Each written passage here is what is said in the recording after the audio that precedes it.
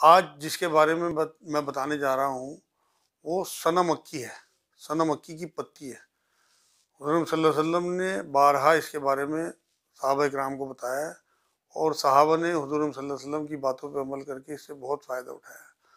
सना मक्की की पत्तियाँ जो हैं वो तुर्की और इटली में ज़्यादातर पाई जाती हैं और इनका जो पौधा है वो 1 मीटर लंबा लगभग झाड़ टाइप होता है और खुद ही उग जाती हैं। अब तो इनकी खेती होने लगी क्योंकि इनको बाज़ार में क्योंकि कमर्शियलाइज़ हो गया सब कुछ, तो यहाँ हिंदुस्तान में भी इसकी खेती होने लगी, पाकिस्तान में भी बहुत होती है। तो सना मक्की की पत्तियाँ जो हैं वो यूकेलिप्टस की जैसी पत्ती होती हैं, उससे थोड़ी छोटी पत्ती होती हैं, पतली। सूखी पत्तियाँ आपको किसी भी पंसारी के यहाँ जो देसी दवाइयाँ बेचते हैं वहाँ मिल जाएगी। तो सबसे पहले मैं एक हदीस मुबारक आपके सामने पेश कर दूँ। हुज़ूर सल्लल्लाहु अलैहि वसल्लम ने एक बार ये बात फरमाई कि मौत का भी इलाज अगर होता तो सना मक्की में होता। सना मक्की से फ़ायदा उठाने की बात जब हुज़ूर ने बता दी तो इसमें तो कोई सोचने की बात ही नहीं है। आप यकीन करें कि मैं अपने लगभग 70-80% मरीज़ों को सना मक्की की पत्तियाँ देता हूँ, क्योंकि पेट के अमराज के लिए बेइंतहा मुफीद है। कितना ही पुराना कब्ज़ हो, कितनी ही पुरानी पेट की कोई बीमारी हो, जलन हो, लीवर पे कोई ख़राबी आ रही हो या गुर्दों में कोई प्रॉब्लम आ रही हो, इम्यूनिटी कम हो, मतलब मर्ज़ से लड़ने की जो ताकत है उसे बढ़ाती है और बहुत सारे फ़ायदे इसके हैं और ये बहुत सस्ती है। मतलब जो अच्छी वाली सना मक्की की पत्तियाँ हैं वो आपको बाज़ार में 120 रुपए से 150 रुपए किलो तक मिल जाएंगी और 1 किलो में बहुत सारी आ जाती हैं। उन्हें साफ़ करके आप ग्राइंडर में भी पीस सकते हैं, बाज़ार में मशीनों पे भी पाउडर बना के अपने घर में रख सकते हैं। और अगर छोटे बच्चों को कब्ज़ हो या पेट की कोई बीमारी हो तो उन्हें 1 या 2 चुटकी दे के देखें। और आप लोगों को कोई पेट की बीमारी हो या कब्ज़ वगैरह हो, दस्त दस्तावर होती है तो दस्त वाले तो इसे ना खाएं जिन्हें पेट लूज़ रहता है जिनका, बल्कि जो कब्ज़ के मरीज़ हों या मैदे के मरीज़ हों या लीवर पे उनके कोई चर्बी हो या कोई किसी किस्म का और दर्द होता हो जिस्म में, जोड़ों के दर्द में बहुत मुफीद है। गठिया में या सर के दर्द में बेइंतहा मुफीद है।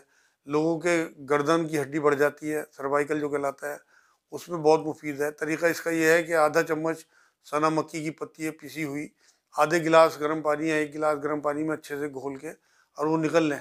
घोलना भी इसलिए क्योंकि अक्सर हलक में चिपक जाती है, वरना सूखी भी खा सकते हैं अगर किसी को हिम्मत हो, कोई बात नहीं, लेकिन अगर गर्म पानी में घोल के खाएंगे तो एकदम आपके पेट में चली जाएगी इंशाल्लाह। और फिर आप इसका एक ही दिन में फ़ायदा देखेंगे। इतनी हिफाजत की चीज़ है, जब हुजूर सल्लल्लाहु अलैहि वसल्लम ने ये बात फरमाई है हदीस पाक में कि मौत का भी अगर इलाज होता तो सना में होता। और एक सना के साथ साथ सनवत एक चीज़ बताई थी हुजूर सल्लल्लाहु अलैहि वसल्लम ने कि मौत का इलाज होता तो सना मक्की और सनवत में होता। सनवत सोया के बीज को कहते हैं। ये क्योंकि हदीस में दोनों लफ्ज़ आए हैं तो मैंने इसलिए उसका ज़िक्र कर दिया, वरना आज का जो प्रोग्राम हमारा है वो सना मक्की की पत्तियों के ही ऊपर है। अभी जो कोरोना की इतनी बड़ी बीमारी चल रही थी उसमें मैंने लोगों को वीडियो बना बना के भेजी हैं और उन्हें सना मक्की की पत्तियों की हिफाजत बताई है। अब भी अगर जैसे थोड़ी बहुत अभी कोरोना की प्रॉब्लम है, किसी के घर में अगर कोरोना की ऐसी कोई प्रॉब्लम हो तो वो सना मक्की की पत्तियाँ जो है 3-4 चम्मच साबुत बिना पिसी हुई वो 1 लीटर पानी में डाल के 1-2 खद्दे दे के उसके बाद 5-10 मिनट के लिए पकता छोड़ दें और उसे फिर जब पानी पक के कम रह जाए तो उसे छान के किसी बोतल में भर के रख लें और निवाया पानी आधा गिलास 1 गिलास करके उसे ख़त्म करें 4-5 घंटे में, फिर शाम को पका लें इसी तरह से।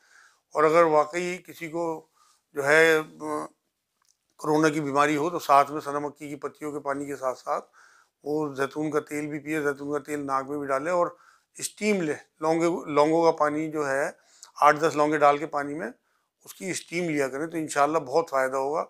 साथ में अल्लाह रब्बुल इज़्ज़त का कोई नाम भी जोड़ लें कि आप या रहमान या रहीम या अल्लाह की तस्बीह पढ़ते रहें, या सलाम या अल्लाह की तस्बीह पढ़ते रहें और अल्लाह से शिफ़ा की दुआ भी किया करें, अल्लाह शाफ़ी अल्लाह काफ़ी पढ़ के, क्योंकि तमाम चीज़ों में शिफ़ा अल्लाह के हाथ ही। और जिन जिन चीज़ों को रसूल सल्लल्लाहु अलैहि वसल्लम हमारे लिए बताए गए हैं उन्हें हमें दांतों से पकड़नी चाहिए। इंशाअल्लाह इस शुमारे में इतना ही, अगले शुमारे में किसी और चीज़ के बारे में आपको बताऊँगा। वमा अलैना इल्लल बलाग। अस्सलामु अलैकुम व रहमतुल्लाहि व बरकातहू।